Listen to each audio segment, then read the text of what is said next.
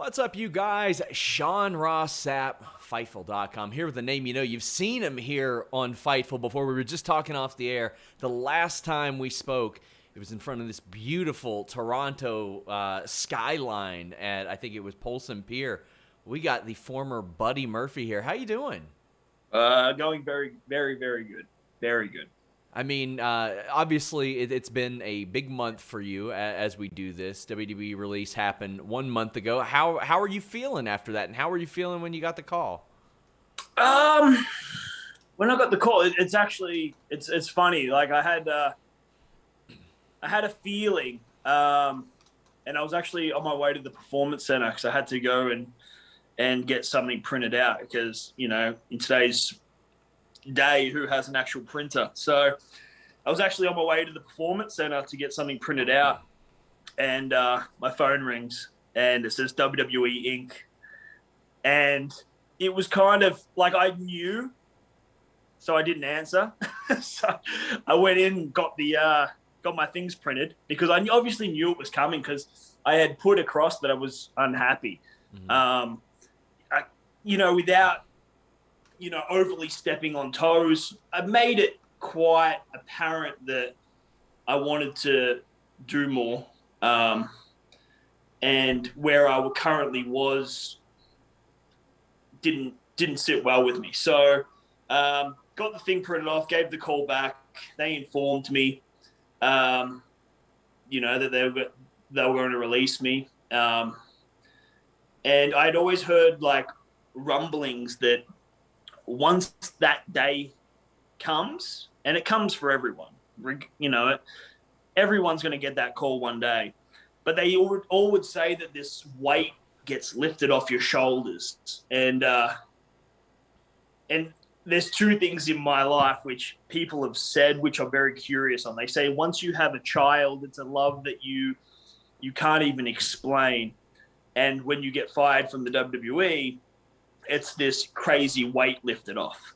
So there are two things that I was very curious on to see what, people were talking about. One just so happened before the other. And, it was a literal weight came off and I felt free. But my main concern, what was going to happen to my visa situation, was my main concern. I didn't care about the wrestling. Obviously, like I said, I wasn't overly happy there, just sitting in the back, not being utilized. But obviously I've built a life here. I have animals. I have a house. I've spent a quarter of my life in the US. So that was my main concern because I think I have I have a strong belief that I have something to offer and that I will land on my feet. So the wrestling necessarily wasn't anything I do wrestling-wise is better than sitting in the back in my head. So that was what I was mainly focused on, which was the initial thing. So, but once a couple of days went past, I was, I embraced it. I was excited. Different projects to dip my foot in, and yeah, man, it's a weird, unique situation, but it was as well as getting punched in the stomach, because obviously it's a massive shock. It was a breath of fresh air. And the visa thing is something we've heard a lot more about in recent weeks. Peyton Royce and Billy Kay have been very transparent about their issues with that. And last year, when you've got guys like AOP, supremely talented, but not U.S. citizens, getting released in the middle of a pandemic where there's not a lot of people hiring, so to speak, that can be a major hurdle. Now, I mean, obviously, I don't think you're going to struggle to find work in that sense, but have you already got the ball rolling on a visa situation separate of that? How does that even work?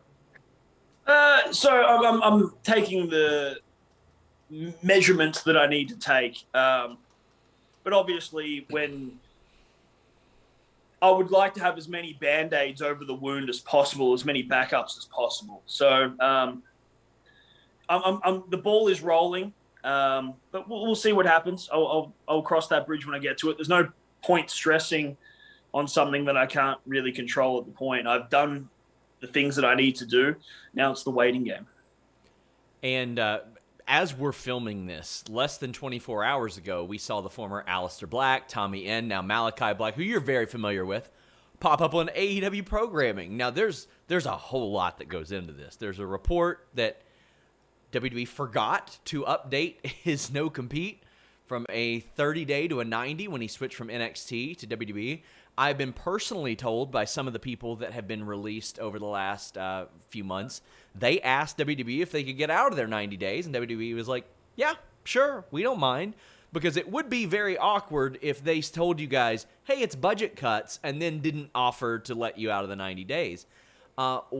Where do you stand on that? Like, are you on a 90 days? Or are you on like a secret 30-day? How does that even work right now? I'll give it to you straight here. I actually received a phone call from the office the day after I was released, saying that they received an email saying that they had messed up and that my contract was only 30-day non-compete, and that if I wanted to prolong it to the 90 days, that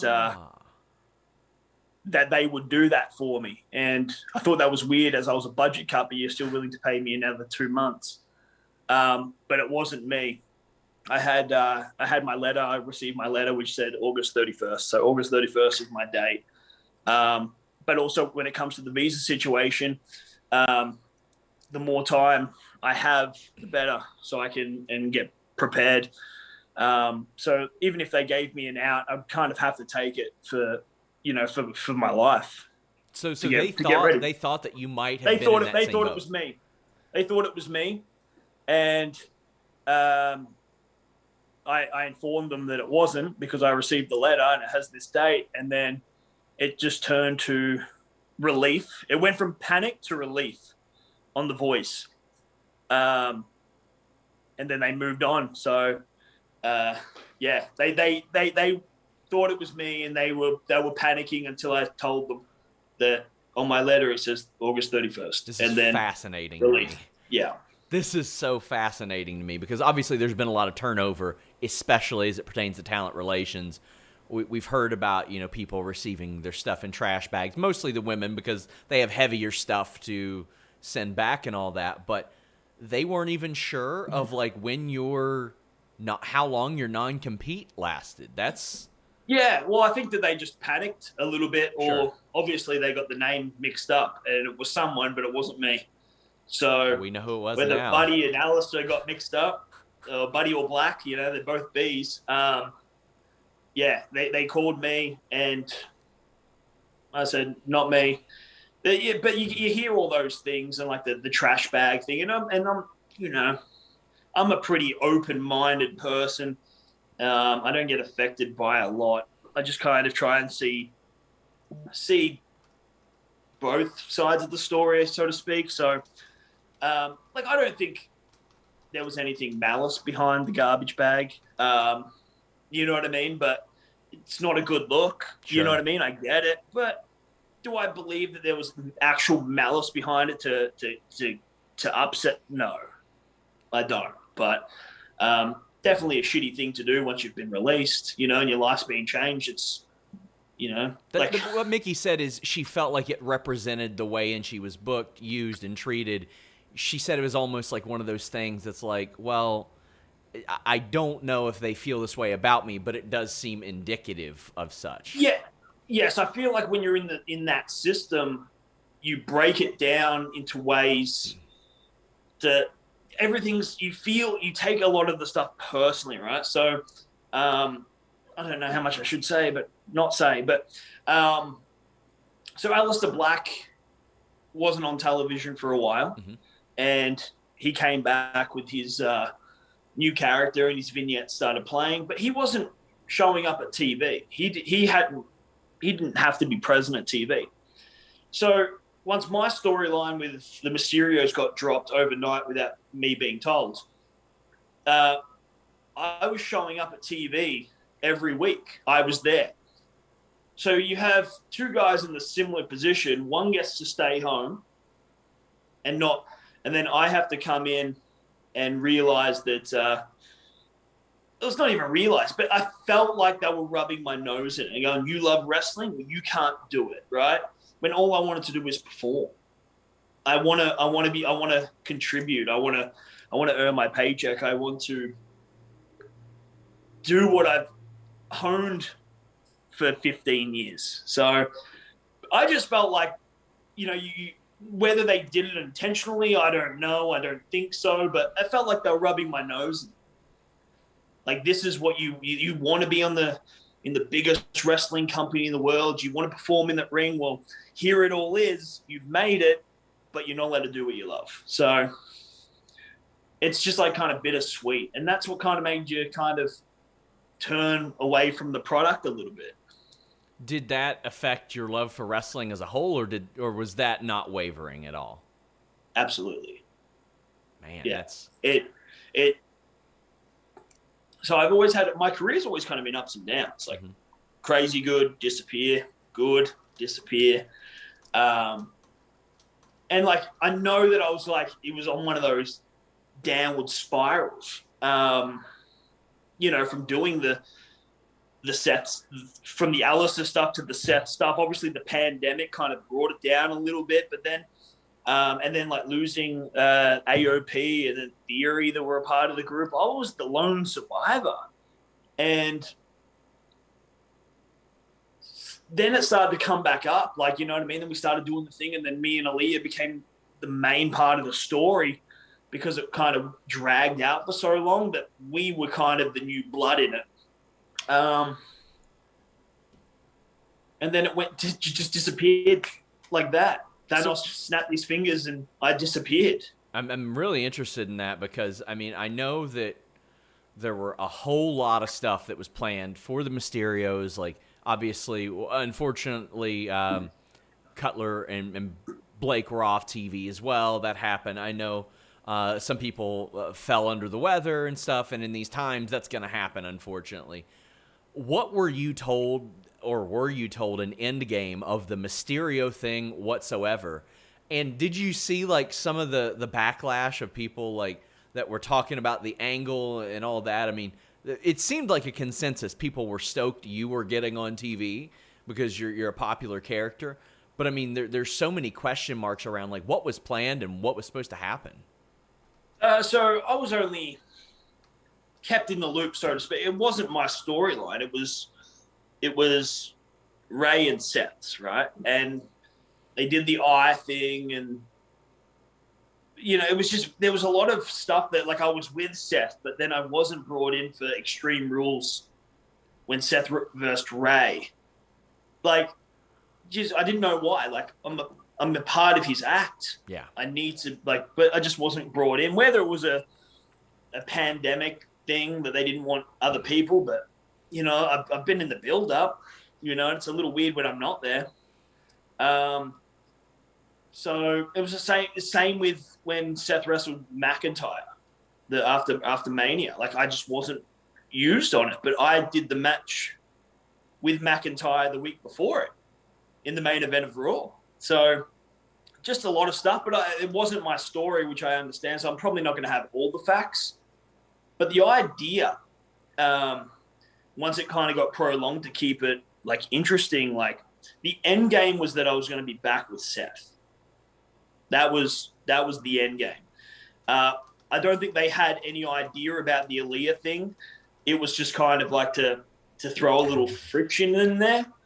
But the whole end game was to me come back with Seth, and then just out of nowhere it became Buddy wouldn't go back with Seth. I was like, what? Like, why wouldn't I go back with Seth? Like, after everything that's happened, you'd never go back with Seth. I was like, but he beat me. This is when we had our first match, and he beat me. So you're sort of brainwashed too. Like, that was the whole thing. The idea was that I believe, like, I was meant to be the second coming of Seth. That I'm learning from this guy that has held championships in all divisions. So the idea was that when I think that I have, think that I'm really good, and then he beats me, I'm obviously not as good as I think I am. So I'm going to go back with him because I don't think that I've learned enough, right? But then it just turned, so I had that match with Seth, and we kept doing it, and then it was like, oh, Buddy just wouldn't go back with Seth. And I was like, what? And Seth wanted me with him. I wanted to be with Seth.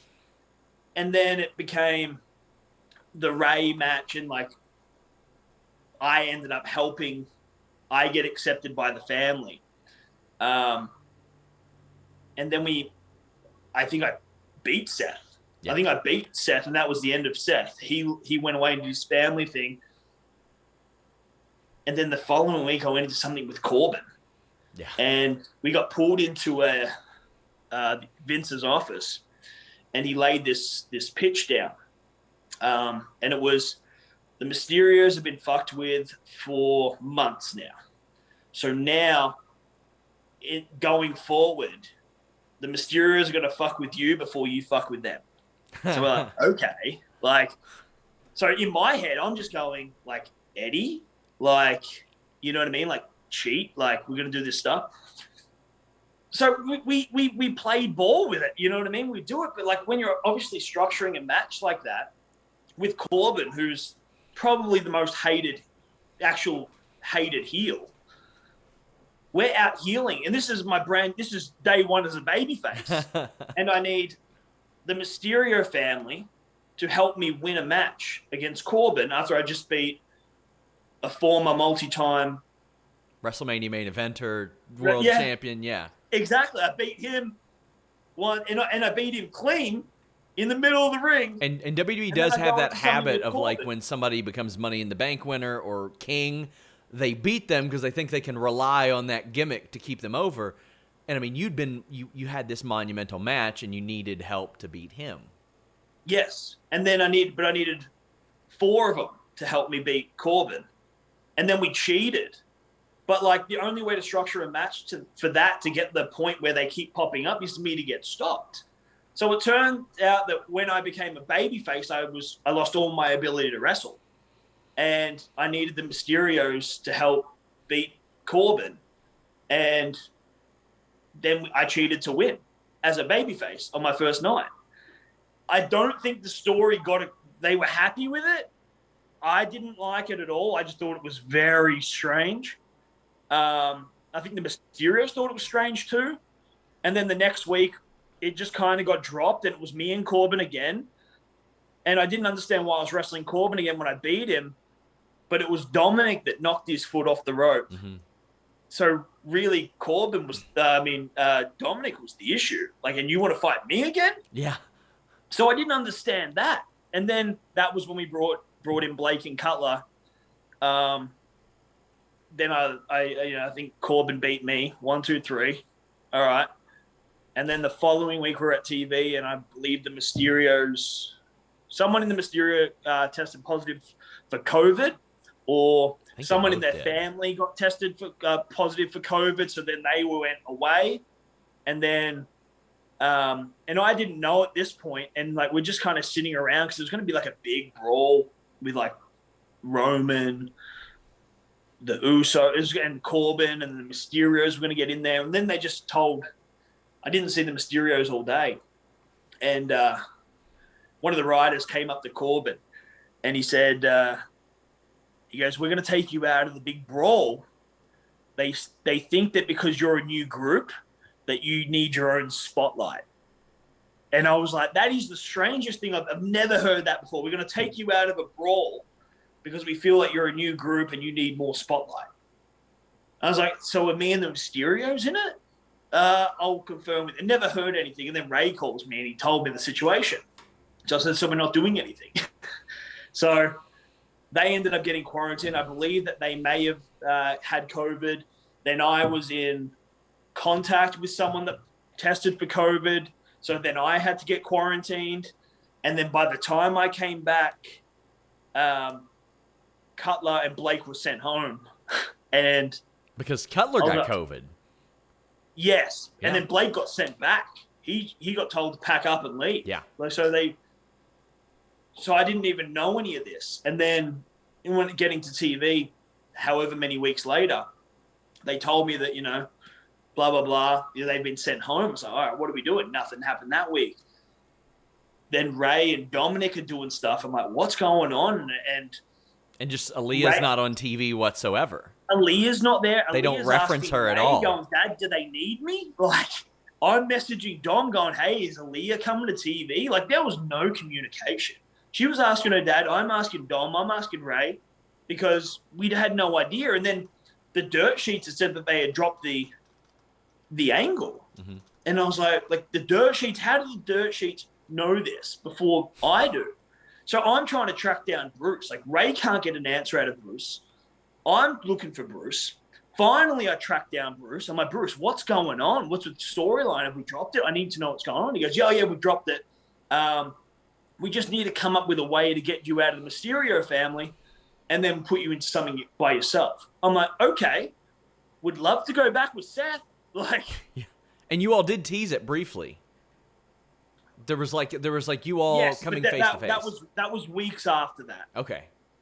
And he goes, all right, good to know. And then I even hit up Seth. I said, hey, Seth, they've dropped the angle. I pitched to Bruce that I'd love to come back with you because it truly is a learning curve for me, you know, working with someone like Seth. Like, I pick his brain nonstop. And he was like, okay, cool, appreciate it. And he was up for it, and nothing just ever came from it. And randomly they called me and they go, oh, yeah, it's going to be you and Cesaro and Seth's going to do something. I said, is this bringing me and Seth back together? And he goes, oh, I'm not sure. I'm not 100% sure, but it looks like it. But really, they just fed me bullshit to keep me happy. But they had no intention of bringing me back with Seth, it seemed. Another storyline I have always wondered about was the Roman Reigns attacker situation where you are seen in the background. Was that a concentrated effort? Was it just a coincidence? Like, was that thought out? What were you told about that? That was a big mistake. Really? Because from day one, people were like, there he is in the background. It's him. They're finally giving him a push. Yeah, that was not meant to happen. So I had done did the cruiserweight stint, got drafted to SmackDown, wasn't being used, you know, was wondering why, but, you know, all right, like, I'm new to this. Like, obviously, like, hopefully they want to put me in as insert me into a prominent role or something like that. I said, I've got the portfolio of the matches. I can, you know, you've seen my work. And then nothing happened. And then we had a show in Miami, and it was meant to be me, Ali, and Andrade in a triple threat. And like, we were super excited. They're two of my boys. So we're like super excited. We come up with something great. We're excited to do it. And then maybe it was 30 minutes before the show, they had canceled the match. And we were all gutted. Like, we were like, man, like, we structured a match which was going to showcase us all, like, and high energy, exciting. Everyone kind of looks great in it, like, and it got scrapped. So doing that, and then I think during the time they were doing this thing during the commercial breaks where they'll just send a guy out. They'll stop the match. They'll just send someone out to cut a promo to the house and then leave, so they didn't have to wrestle. And it was just like a thing for a couple of weeks. So the first time I did it, I did the promo, it went online. And then I did it the following week, and I'm like changing it up. And then, okay, like, that didn't go online. And then they gave me one, and then it got scrapped.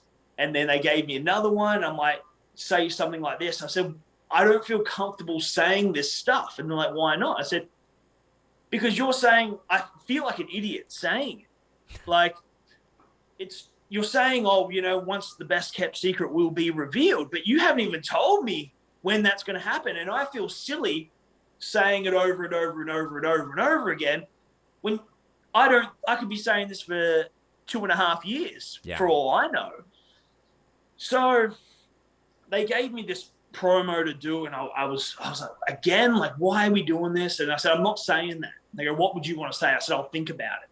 So I walked down and I went like between some cases, and I'm like, and I'm just kind of like going over some stuff to get some fire, like use the fire that, you know, because I was ticked off that, you know what I mean? Like, you keep giving me these things, they're not going anywhere. and I don't want to say the same thing over and over again. So as I'm doing, I kind of like look over, I see Roman walk past, and I went, okay, like whatever. Didn't think of anything to it. Left the show, did the promo, left the show, and I left a little bit earlier, and then I got a random message from Elias, and he goes, "Did I just spot a wild Murph?" I go, "What are you talking about?" Oh man! And he goes, "On SmackDown." I go, "What?" And then I went on Twitter. And it was blown up. And I'm like, oh, shit. Like, everybody was like, oh, this is it. This is the push for Murphy. They thought it was me or Goldberg. And people were like, because Goldberg had the same kind of baseball tee. And the angle was total dog shit. Like, it looked horrible. Like, they set up a camera on the thing that fell on Roman. It was the cheesiest thing I've ever seen. But people were like, oh, well, if it gets Buddy Murphy on TV, like that's what people were excited about. And it was great because it did. Yes. By accident. And like I'm obviously sitting there going, that's not meant to happen. That's not what they want. I hope this doesn't fall negatively on me in a way of,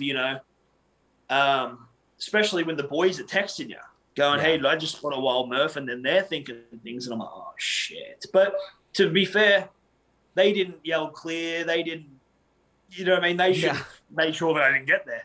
That's a very happy accident, though, because the match that you guys had was like that. And that's what people point to. They're like, oh, look, there's Buddy Murphy. He had this kind of match. Him and Roman Reigns have pay-per-view main event quality chemistry here.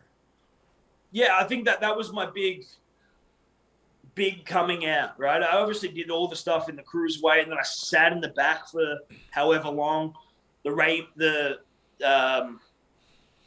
whole Reigns thing kind of came where he was throwing me around and stuff like, and I'm just happy to be a part of it, right? I'll take whatever I can get, and I'll do it to the best of my ability.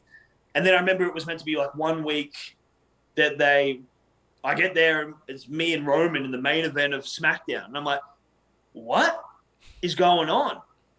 And then we had to do like some meeting for whatever thing for a couple of hours. Then we come back and then the match was gone. And then Roman pulled me aside. He goes like, I don't care about doing the match, but tonight's not the night we do it. Like it's just, we're rushing. And I'm like, okay, but I'm like so deflated.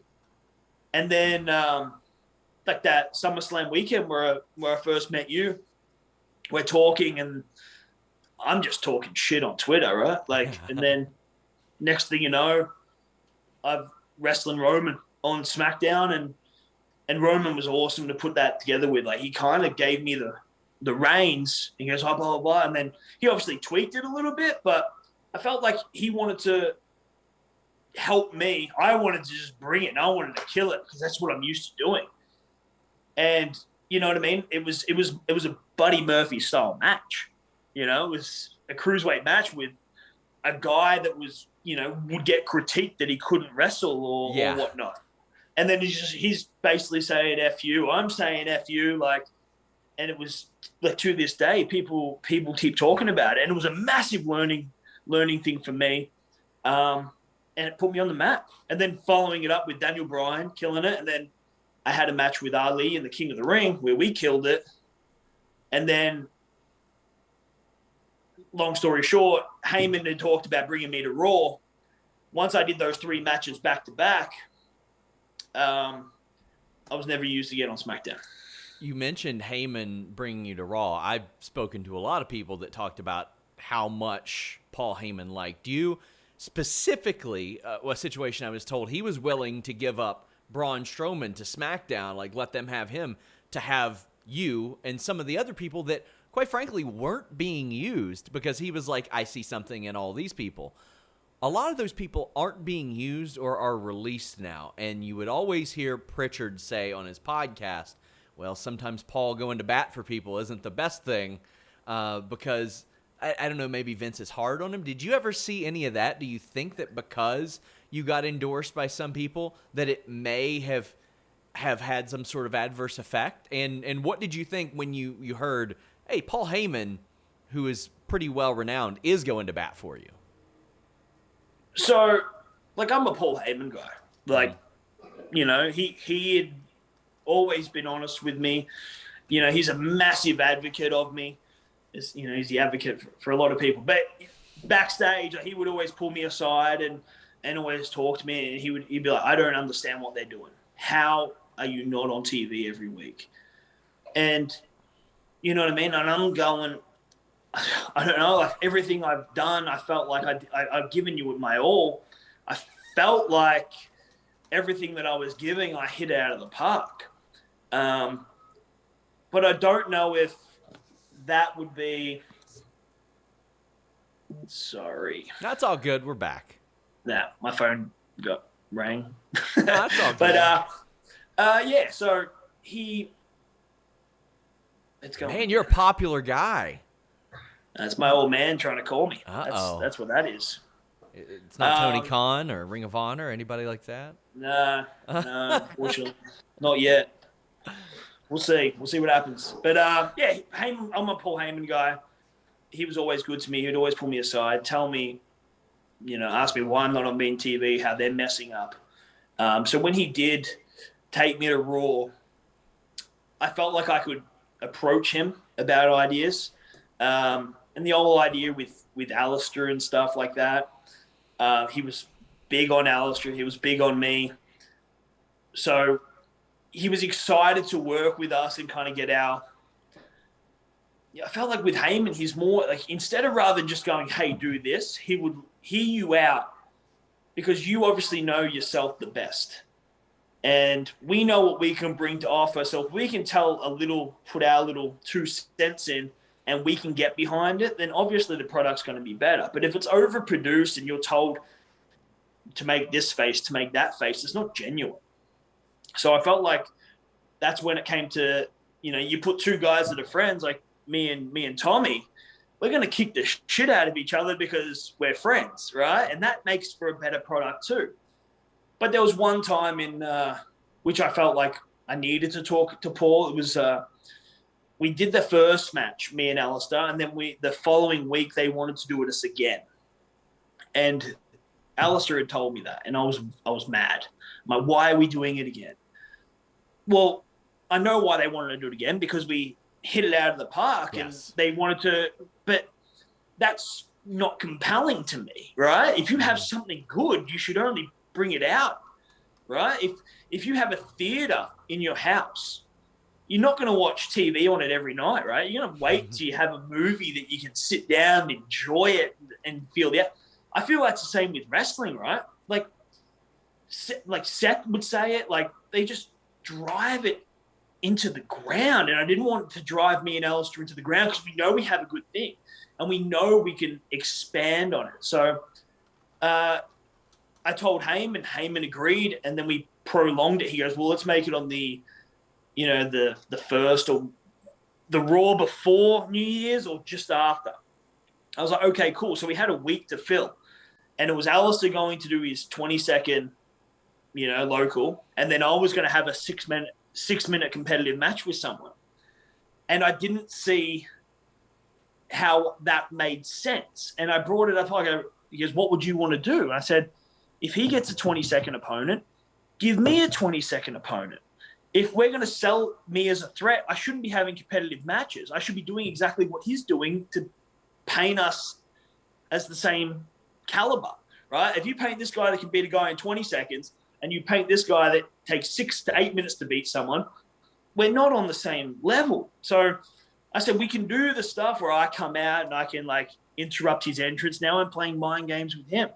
And then I go to shake his hand, and then I knee the guy in the face, and then I mock him, and then I hit my finish, and then we do the thing. So now I'm mocking, I'm interrupting, I'm mind gaming, but I'm on the same level as it.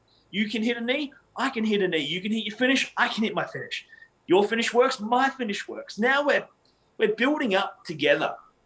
And I felt like, and Heyman went for it, and I felt like that made it better, you know, in the long run. And like little things like talking to Heyman, hey, like when Tommy comes out, I'm gonna sit cross-legged in the ring. I said, I think it was going to create a crazy visual. And to this visual, that's one of the biggest moments of the match is him rolling up, me staring at him. Like, you know what I mean? Like, that's the moment. And we had 3 great matches out of it. I didn't want 50-50 booking. If it was up to me, I would never beat him. He's my Achilles heel. I cannot beat him until it is so far in the future, like a WrestleMania and the title's on the line. And I've always lost, right? So now I have to come over this hurdle and somehow beat the guy that I can't beat. And then when I finally do, it's a massive accomplishment, right? So I'm not a big fan of the 50-50 booking. And then, one person's strong for a month and then they can't win for 3 months. Like, you know what I mean? I noticed that, AJ Styles was on such a hot streak leading into WrestleMania this year. People were like, oh my God, they're getting him ready for Triple H or somebody like that. He challenges New Day for the tag titles, and all of a sudden, after not losing for 6 months, he loses every week. It's to me an unusual way to build somebody up to compete for what should be a top prize and should be important. Was that line of thinking of wins and losses not being important, was that furthered backstage? Because to me, if wins and losses don't matter, then the things that you achieve by winning and losing, the titles, don't mean much either.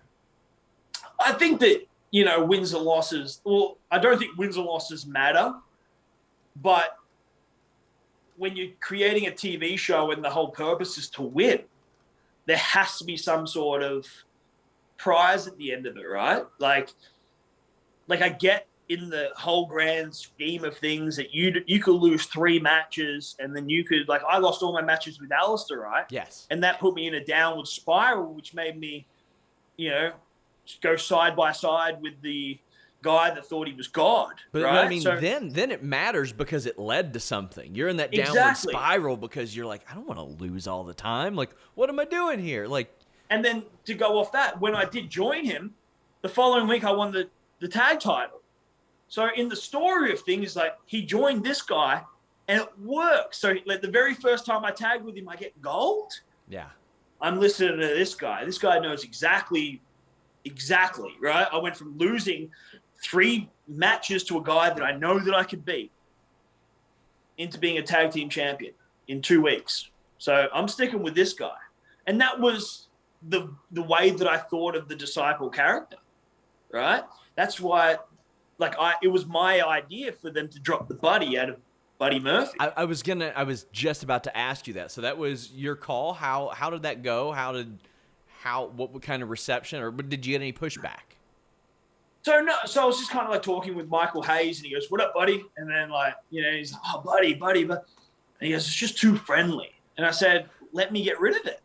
And he's like, "Well, what do you mean?" I said, back when in the tag team, it was Blake and Murphy. I wasn't really known as Buddy. It was Blake and Murphy.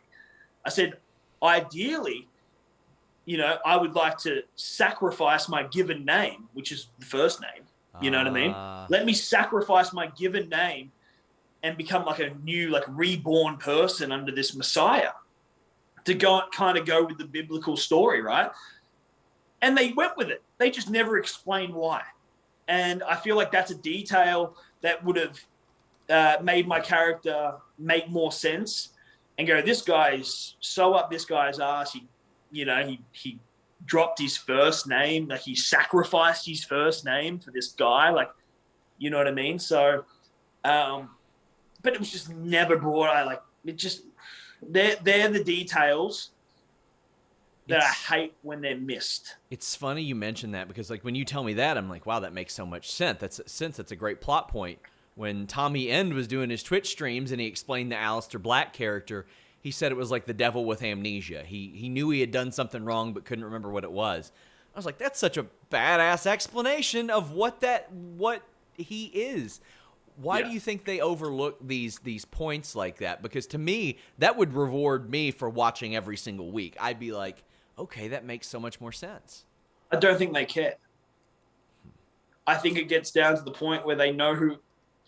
It's not these little details on someone like me that's a side act, right?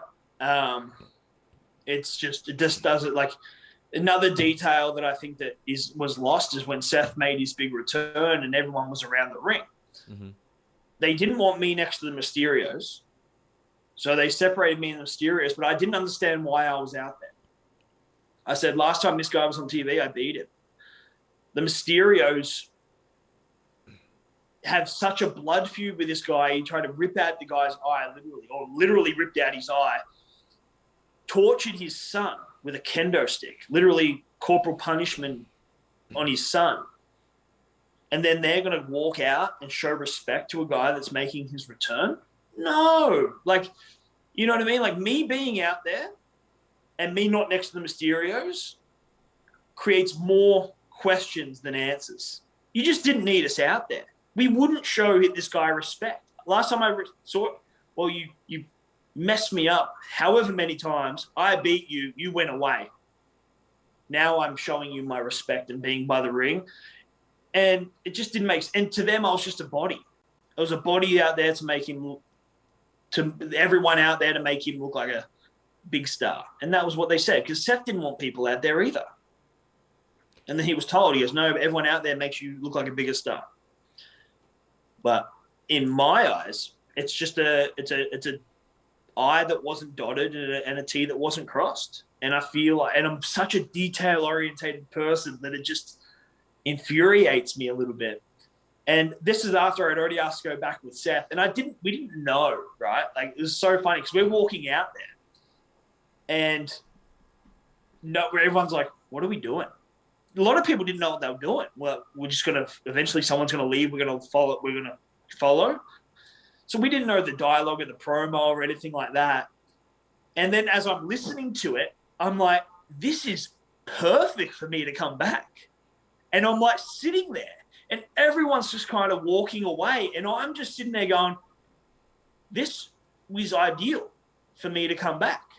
I just don't leave. Yes. And then I'm like, oh shit, I got to go.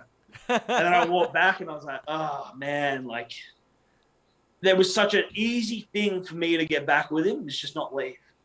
To me, it's such a domino effect because nobody will ever complain about your wrestling show being too smart, but there will be people that complain about it being too dumb or dumbed down. So when you add details like that, it rewards me who watches Monday Night Raw, SmackDown, NXT, watches 15, 20 hours of wrestling a week.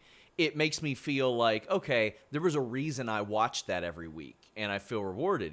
And I think when you make a smarter project or product, you cultivate a smarter audience and a more educated audience, and a more educated audience is more likely to invest financially in your product and your stars as well. So I'm surprised that that the domino effect isn't clear to them, where they're like, oh, okay, you know what? This could net us more money if we have a more compelling show that makes sense. Yeah, I think at the point that like I wasn't on their radar. I was a body. So it didn't matter that detail. That detail, like maybe the however many people that noticed it, you know, they're banking on no one noticing it. But I feel like it's like one of the best things about the Avengers, right, is that they have these tie-ins and like these little hidden Easter eggs. And I feel like that makes me excited, right? That extra detail, it's just putting a little bit more effort. And if you put the little bit more effort, then I appreciate it more. But yeah, I just don't think that it just wasn't a thought.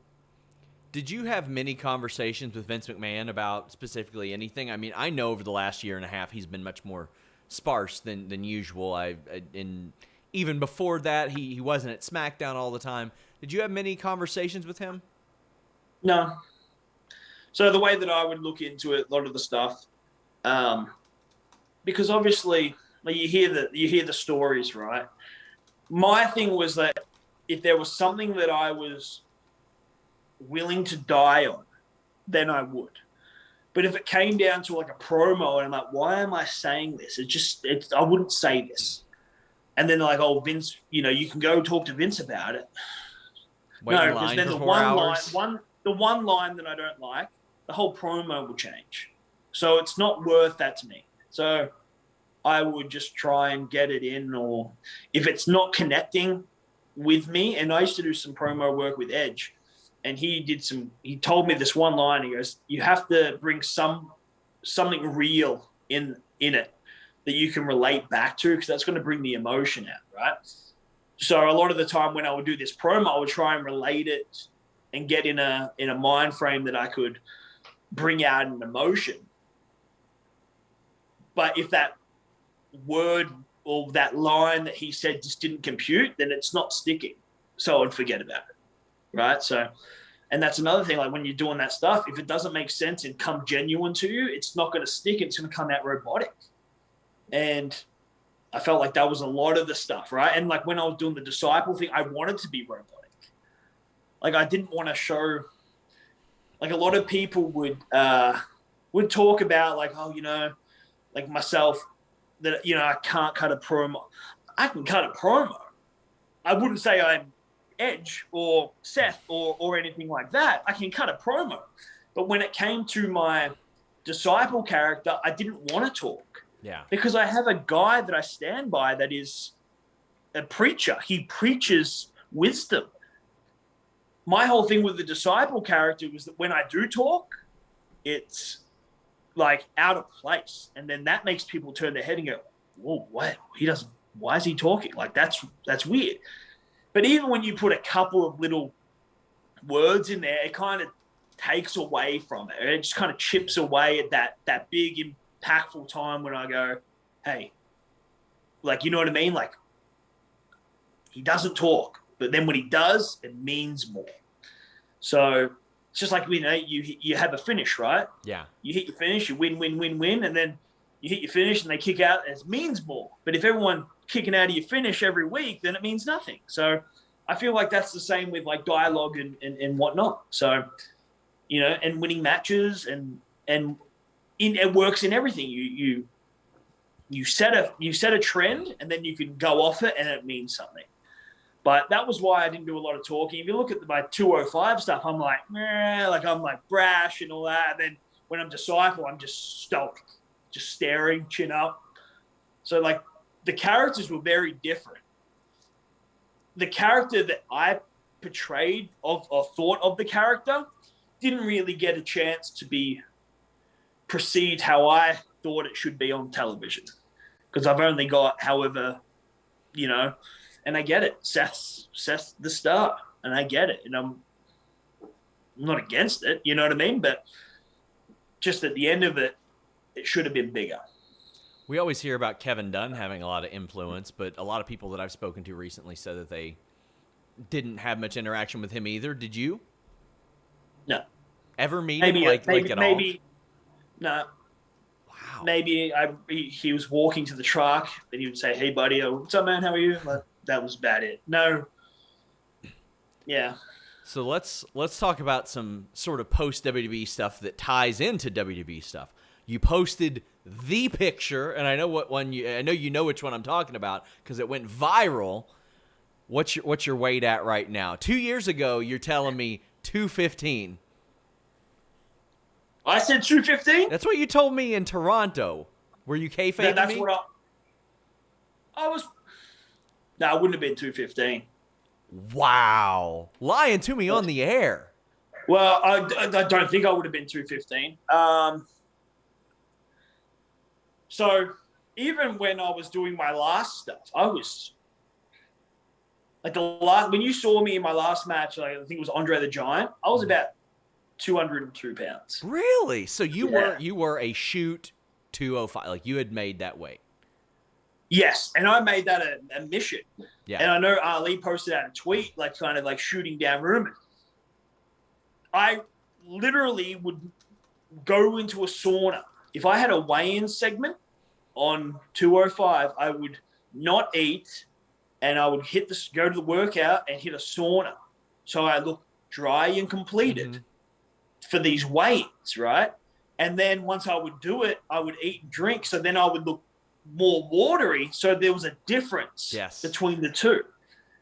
Just like MMA fighters. I mean, they cut that water weight, they put it back on after weigh-in. And that was going into the character, which doesn't get, well, maybe they did explain it a little bit on there, but the whole idea was that these guys are 190, 180 pounds, right? Full. I'm going to 205 for a weigh-in. Once I make weight, I'm jumping back to 220. That was the character. So there's 40 pounds difference. What a bully this guy is, right? You know what I mean? Like he's literally going to the edge. and then he's just replenishing, rehydrating, and he's picking on these guys 40, 45 pounds lighter. That was the whole character. That's why when they chopped me, I'm looking at him going, really, man? Like, Anthony Rumble Johnson as a welterweight years ago when he eventually fought Andrei Arlovsky at heavyweight. Like, he was so much bigger than these people. It's just not fair, right? So that was the whole basis of the character. And it was based on Conor McGregor, like when he went up weight, right? Yes. And get the 2 belts. Well, I'm like, oh, that's kind of cool. But like bringing that realism, I like to bring it as a sport. And I really wanted to do like a styles make matches, right? They always say styles make fights. But the whole, like in 205 back then, it was style makes matches. So I was the powerhouse, right? Then you had, you had your luchas, you had your technicians in Gulak. Like Ali was the heart and soul, and then you had Cedric, who was like the borderline big guy that was like whatever. You had Tony that was, this high-flying hybrid. Like everyone kind of had their place, and the styles made the matches. But my whole character was based off being a bully at over one, like because I'm just making the weight, and then I'm back at 220 because I looked like yes. And with WWE's talent pool, I always looked at it and I was like, man, they should have really added more of that to the division, because as we saw in the match with Roman Reigns, like main event pay-per-view caliber level match, it should be that. Like, these guys are just as good as the heavyweight champion. Hopefully one day we can see the cruiserweight champion, the heavyweight champion do battle. Will that size difference or the technique speed difference be the difference? And they have so many big names that are under 205 pounds as well. Yeah. And the thing is, if I stood next to AJ, like, that's the thing, right? And that's why they never, like, it was a call that Vince made. He's not a cruiserweight. Never mention the cruiserweight again. He looks too big to be a cruiserweight. So if you're saying this guy is a cruiserweight and then I'm bigger than AJ Styles, who was the world champion, you know what I mean? It doesn't necessarily look good for the world championship. They've got like Finn Balor, Adam Cole, Johnny Gargano. Xavier Woods is listed as 205 pounds. Like, there are so many guys there. I thought that should have been something that they played into, and it's like maybe AJ goes to cruiserweight and challenges for that title, and you beat him. And how great does that make the cruiserweight division look when somebody does that? It seemed like a real missed opportunity to me. Absolutely, but you're also making your cruiserweight division a light heavyweight division, right? Yeah. And it should never be that. It should be, rather than 205, it should be like 175. You know what I mean? And isn't that wild? Because it used to be 225, and that's a UFC heavyweight. 225 pounds is. Yeah, so that shows you the way that the wrestling world has changed, and I think it's because so many people see MMA. They see John Jones weighing 205 pounds. They saw Anderson Silva, 185, thin as a rail, dropping people for years and years and years. The greatest athletes aren't usually 265, 300 pounds. We saw Bob Sapp gas out like so many times doing that. So I think that probably played a lot into it. Was that ever something that was mentioned? But it was integrated so much into the branding, 205 pounds, that it's hard for me to believe they would change it. Yeah, well, at the moment, like, to me, the final nail on the coffin was Daivari and Tony getting released. Yeah. They were holding it, like they were the originals, right? So you take them out, and it's sad because it meant so much. Because not just to me, but to all the guys for that, right? As soon as they started to do that rebranding and we did that tournament, it was kind of like the rebirth, so to speak. It was like a new era. It was like the Attitude Era of 205. And everyone kind of had this chip on the shoulder, and we were making it our show. And we felt like we had we could contribute a lot to it, and they would listen to us. But then when Ali disappeared, that was a hit, right? But we're still going good. And then me and Cedric were going away. And we had been told, okay, like, who's next? Like, what are we going to do? Sorry, phone ringing again. No, it's all right. It's all right. You're getting those calls from New Japan right now. I understand. I didn't recognize the number, but probably that Japanese number. I'm just telling you. Oh well, or my mum. Yeah, maybe. But it was just they were slowly taking hits. But not only that, but then they took the riders too. So once me, Cedric, and the riders left, it was kind of doomed. So unfortunately. What is your weight right now? People were speculating when you posted that picture, you looking super jacked. On a normal day, okay, say it's that picture. What did you weigh in that picture? 213. Really? So it's funny because EC3, like we did a segment called Wikipedia Fact Check, where we go through the Wikipedia and see what's true or false, and it said he was 242.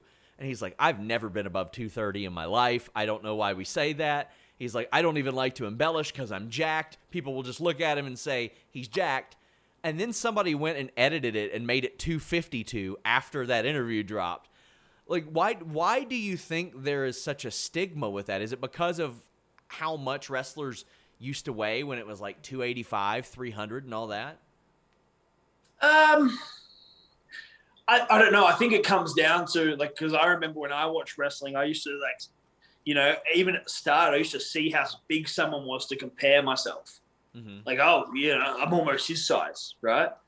So I think it's just to make us feel bigger, because obviously we're not, like, back in the day, they were these massive behemoth people.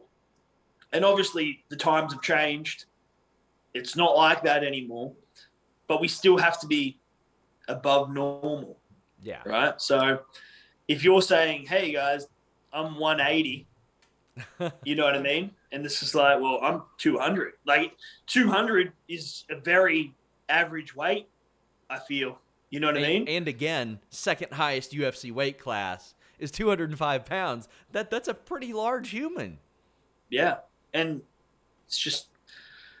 You go to the gym, and I think because fitness is so much bigger now too, that a lot of people work out, so they're all up there too. But I'm lucky enough to, like, I got the other day, they're like, how much do you weigh? And I was like, 212. And he's like, man, you look a lot bigger than that. Great. But I'm not, you know what I mean? I think I just have, I'm a very dense muscle. Like, I don't hold like a lot of water. So, strong as hell though. Strong as hell at the moment, because that's what's important right now. Well, I think it was just because of the TV. Like, obviously going to SmackDown, we would record on Fridays. That I was in a very, very bad cycle. Like, I was 199, 200 pounds for a while, because I would extreme diet for Monday to Friday, just in case I was booked. And then when it wasn't booked, I would get like depressed. You go, what was it all? And then I would like binge eat all weekend. And then once Monday hit, well, Friday could be the day. And then I would extreme diet again. And then do these crazy fasts. Friday, disappointment, binge, maybe this week.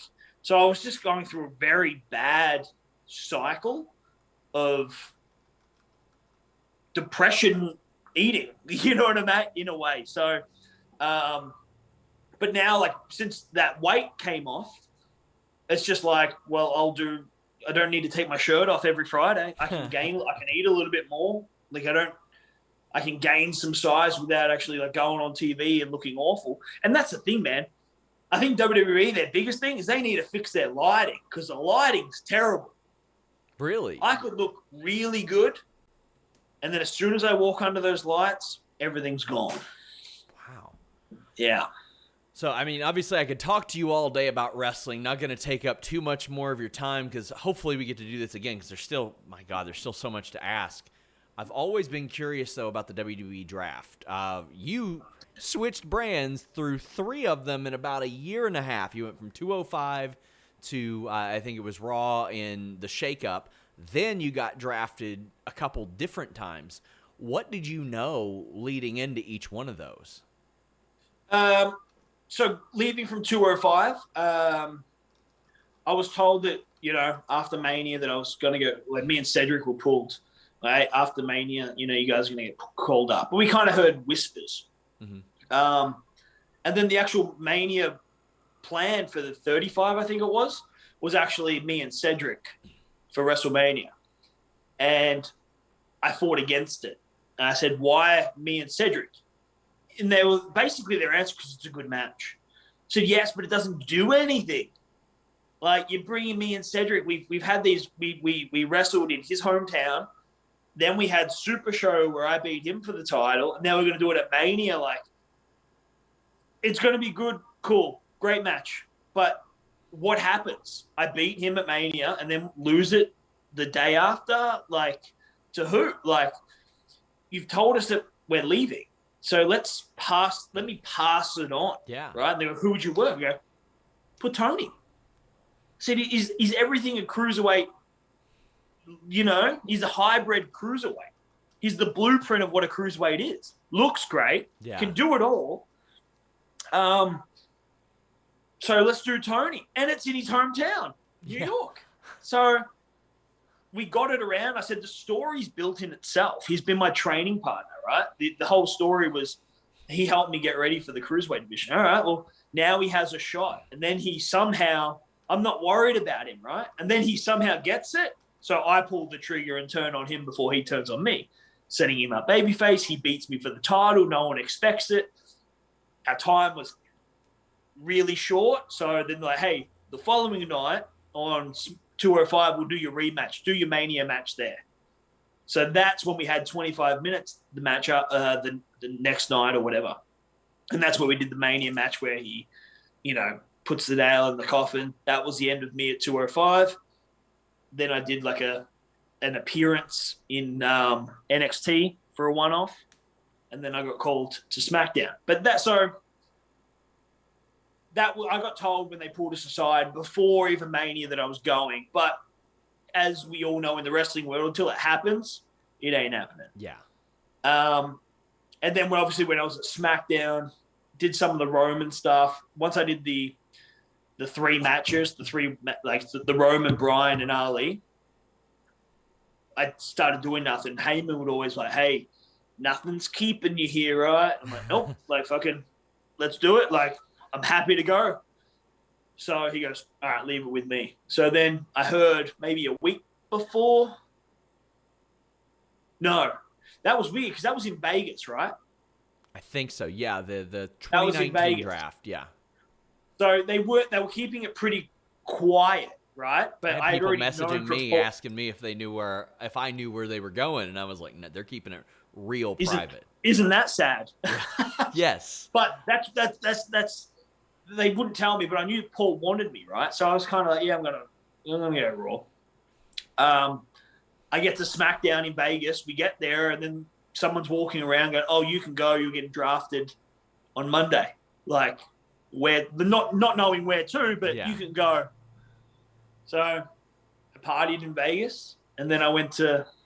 Then I think I heard like on the Sunday that I was going to have a match with Cedric on Raw. So that basically said that I'm going to Raw. So that was that one. And then when we started the last time I got drafted was they basically told us that we were the top rating segments on Raw. And that they were going to bring the whole storyline to SmackDown. The entire storyline. That's what surprised so many people because they're like, oh, they're getting Seth and Murphy away from the Mysterios. Then the whole thing came over. Yeah. And, like, I think they could have done it better because they did it all on the same day. Like, you could have done, Seth goes, and then later on maybe, I go maybe on the Monday. Like, you know what I mean? Separate. We all went on the same day. Like, I went, I think, on the Talking Smack show or just announced at the end. I'm like yeah, it was on Talking Smack. That was very unusual. Yeah, and it's just very like you. As much as you're telling people what to think of it or where they're telling you where you're ranked. It's you know what I mean? Yeah. It's just not nice. You know what I mean? Like, like, not even that. It's not that it's not nice. It's just like, you can't expect me to get to here when you're treating me like this and betraying me as this. I want to get to there. I can get to there, but you have to also help build me up a little bit. So, but yeah, that was my draft. But yeah, they keep it pretty quiet, but I wouldn't expect the answers out of them anyway. So sorry, I got a fly buzzing around my head. I don't know how one got in here, but I got one flying around. It's kind of distracting me. But we were talking about, before we went on the air, your Twitch. You're able to do that now that you're out of WWE. How did you feel when the word came down about those third-party platforms, and how are you liking being able to have that freedom now? Well, I didn't really. To me, I didn't care. Right, I had a Cameo, but I didn't use it. It was what it was, I guess. But like, to me, it's not a big deal. Like, if I did something as Buddy Murphy on Twitch, I'm interacting. Like, we're told that we need, and I even said this to Mark Carano when it was coming down. I said, you tell us that we need to have social media so we can engage with an audience, right? So we're engaging with another audience. We're letting it, because they want us to come across as personable, and you know what I mean? The more personable you are, the more they get to see in your life, the more, you suck them in, so to speak. So this, to me, like, I didn't understand that you want us to do this and you want us to let people in, but as soon as there's another platform that, gives them another way to build another audience, you're shutting it down? Like, it's during a pandemic. People are stuck at home. Especially probably back then, we were doing, like, I remember doing a day at the PC. I did 2 main events of Main Event and the 2 main events of Raw in one day. In one day?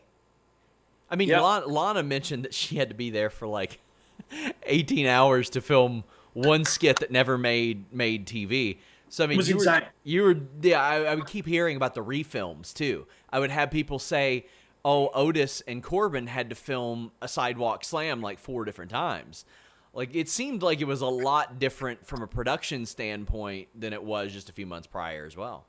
So I don't understand how you can be more or less organized when you have more time. Yeah. I never had to do a retake, thank God, because like, I was just a one-hit wonder. Like, drop it all there. I ain't doing this again. But that day that I did the main event. I think I did a main event. I think it was maybe me and it was me and Humberto in one of the main events. I did another main event with someone else. Then I did the main event of Raw with Drew. And I did the comeback where I come back and I saved Seth. All in one day. And I remember driving home and my body was failing on me. I've never felt so bad in my life. I couldn't turn my steering wheel, like, without my chest just cramping. I was destroyed. My body was destroyed because you're going hot, cold, hot, cold. That's what I was going to say. It's a lot different than wrestling 40 to 60 minutes back to back. You're constantly warming up. That was one of the things some of the people that were in Money in the Bank at the headquarters they would complain to me about. They would say, well, listen, doing that wouldn't have been so bad, but we were there from early in the morning to late at night, and we're in our gear, and we got to warm up, and then we get cold, and then we got to warm up, and we got to get cold. So it was like that pretty well during a large portion of the pandemic, I would say. Yeah, it sucked. The PC era sucked. Definitely don't miss it. It's when you hit the mat, there's just nothing picking you back up. Like, you take a clothesline, you ain't getting back. Like, it takes a massive toll on your body, wrestling in front of no one. But, I did all of that in a day, and I did it hoping that, this would be the thing where they're like, all right, he's reliable. He did all this, at a tough time where we can't get all these people. And like, you know, I did it for the company. I did it for me. I like to work. I want to work and I want to be a big part. I have a lot to contribute. And it didn't matter at the end of the day. As soon as that they could fly other people in, we all took a back seat. So as I like, mentioned, think about you go back to the like you have a look at the stuff. Humberto, you know what I mean? Alistair. Like we even had anyone from Cedric, Ricochet. Raw was these new guys because we all lived in Orlando. That was why. Well, and yeah, and I mean they leaned so heavily on new people in the opening months of the pandemic, as you mentioned, and it was fresh. It was different. They would still run matches into the ground, but it was fresh names that you hadn't seen before, and so many of them just aren't being used. Several of them aren't even there anymore, like we saw Andrade head to AEW. But as we mentioned, someone posted something awesome. So back in November of like 19, like when we just got drafted to Raw, it was me, Andrade, and Alistair. And they did this video package, and it was like Raw's Impact players. Oh, gosh. Right? And someone actually tweeted me in it, and it had the photo, and then it had Andrade with a tick, Alistair with a tick, and mine said loading. Oh. And I lost it. Oh, God, Jesus, so accurate. We were like 2 years ago, you were basically telling everyone we're the future, and 2 years later, we're future endeavored. Oh, man. So, as I mentioned, you're on Twitch now. You got some other stuff going on. How are you liking that? Yeah, I enjoy it, man. Like, I do it anyway. I play video games anyway, so I might as well just click on a stream, talk to some people, just try to build the Secret No More brand, and do stuff that I wasn't allowed to do. And I got a lot of projects that I'm kind of working on. Like I'm trying to, you know, Secret No More, like building like a clothing brand on the side. You know, but that kind of leans into my wrestling thing.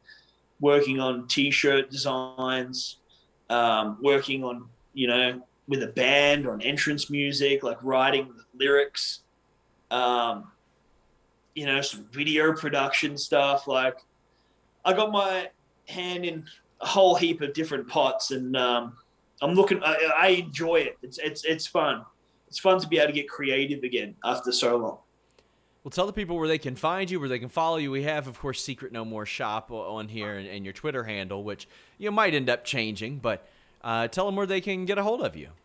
Well, they can still get me at WWE_Murphy for the next however long. But I think Hornswoggle's still got his WWE handle. Yeah, like at the moment, it doesn't matter. You know what I mean? Like it's until I can, you know, get out there and do whatever. It is whatever. Like everyone refers to me as Buddy still, and I'm known as Buddy. So I always in love my head, it I'm Buddy. When people go to a new promotion, but they still have the WWE Twitter handle with the WWE IP in there. So, like, Impact Wrestling can show that on their TV because they're just showing a Twitter handle, and they're not actually calling them by the WWE name. Yeah. But the thing is, man, like, the amount of programs I've signed and the amount of programs that have been released over the last 8 years, like, that have that handle in it, it's kind of, you know what I mean? I don't really want to get rid of it purely on the fact that it's pure advertising for it. And as soon as I get rid of it, someone's gonna put a new one in. Yeah. So, you know, it is what it is. You know, I'm not really fussed about that at the moment. I'll change it when I change it. Well, I want to thank you so much for telling me your story, trusting me with so much of your time too. I mean, I appreciate you for being so generous for that. And we barely scratched the surface on so much of this stuff. So hope to speak to you again. And it's definitely better than just getting to talk to you for like 3 minutes like we did in Toronto, because I was like, man, there's so much more I wanted to ask there. Yeah, I remember when I had to do that media junket, that they mentioned that there was someone there. And that he was going to pry. And maybe something had happened around that time that they thought that you were going to... I think they accidentally approved me for that. So obviously there are times when wrestlers or WWE don't necessarily like what I do, and I try to stay out of like personal business. I'm not going to report anybody's COVID test, their pregnancy, anything like that. But I try. Obviously, there's things that they don't necessarily like that I report. Things are going a lot better now. They give me interviews and stuff. I think they accidentally approved me for that because we have an office in Toronto, and I had hit WWE up and said, listen, I know you prefer in-person interviews and stuff like that. This is before the Zoom era. So I was like, hey, I would love to have people come into studio. I had like a half dozen wrestlers that I was friendly with that said, yeah, we'd love to come by. Instead, they approved us for that, and they were definitely like watching us like a hawk, but it was pretty funny because like Becky Lynch would go up to the PR guys and be like, I like this guy. You should have him around more, to kind of bust their balls and stuff, which I thought was funny, but all went pretty well there. And I think that they thought I was going to be like, when are your contracts up? What about Saudi Arabia? And I wasn't going to do that for an interview they gave me. Was it around the Saudi time? Well, I mean, for the last few years, it's always been around the Saudi time. There's been plenty of stuff to ask about Saudi Arabia from the beginning. Because it was around that time that they were worried that you were going to get into something. Uh-huh. And a lot of that's why. At one point, I got the scripts for the shows, and I would post some information on there. And don't worry, that script that you probably got's been changed 175 times that day. That's the thing. I would get them sometimes at 8:05, and it would change by 8:45. But and it was changed by 8:06. And they've since changed the formats of those to where it would say Buddy Murphy versus Seth Rollins. Now it'll say Superstar versus Superstar, because they don't want people like me to track them down. But I mean, that's unfortunately the nature of what I do. Is sometimes you get some news that they won't necessarily like. They've been much more receptive of late, though. Like they've given me Bobby Lashley and more interviews in the last couple months than they had in the years before. But I'm not going to go on a WWE sanctioned interview and go like rogue, because I'm working with the company in those. But I think that's probably what it was. You work with them more than me. Damn. Well, for at least the gosh, after what, August? It'll be the case? Yeah, well. You're still getting the checks, right? Oh, absolutely. Hopefully they don't stop. So will you still be in the 2K game, or are they yanking you from that? I have no idea. Man, I have no idea. Have you done anything for the new 2K game? Yeah, I got scammed. Okay. Yeah, I got scammed. But I'm sure the other 67 wrestlers that got released were scammed too. Well, I mean, they could do like WWE versus the World. They could have like all these free agents on their roster, because I mean, they still have the IP of Buddy Murphy, I would imagine. Yeah. I'd love the check. Send me the royalty. Yeah. Like, I mean, what I'm not against it. You know what I mean? Like, you put me in. The thing is, like, I'm excited for the future, just to see where I go from here. I honestly believe that I have so much to give. Like, I'm 32 years old. Yeah. And that's what, like, even when I was, not doing anything, I spoke with Hunter. And I spoke to him, and I was like, hey, like, I'm 32 years old. I haven't even peaked yet, and I'm sitting here. Like, that shouldn't be the case. Like, you need young – you want young guys? I'm a young guy. Like, you know what I mean? I feel like I'm in relatively good shape. Like, I'm not super small, not super big. I feel like my ring work speaks for itself. I feel like if you give me something, I will do it to the best of my ability. Never failed a drug test. I've never been late. Like, I was, in my eyes, I was a model employee. I didn't create problems. You gave me something, I would maybe, and then I would do it. Like, always played ball. MLW calling you. No. Still dad. He's definitely trying. Lucha Underground is next. He's going to call again. I'm going to say it's Lucha Underground giving you a call. I'll take anything, after these days, after these 31 days. Oh, August 31st, not 31 days. Oh, I was about to be like, Yeah. You take that and run with it. No, Yeah. August 31st. August 31st. Yeah, I'm excited. I feel like I haven't even scratched the surface. You know what I mean? Like, I was always that side character. So I had spotlight, but not the full spotlight. So I feel like I could be honestly, my heart of heart thinks I could be a serious player wherever I go. I just don't know where that's going to be, but I'm excited. We'll see what happens. Maybe your dad's calling. He's starting up his own promotion right now. That's the person calling you to negotiate. My old man couldn't afford me. Oh, wow. That's the hottest free agent right now, my friends. Thank you so much for giving me so much time. Hope that we get to do this again. Yeah, man, I ain't doing nothing. Until next time, guys, we're out.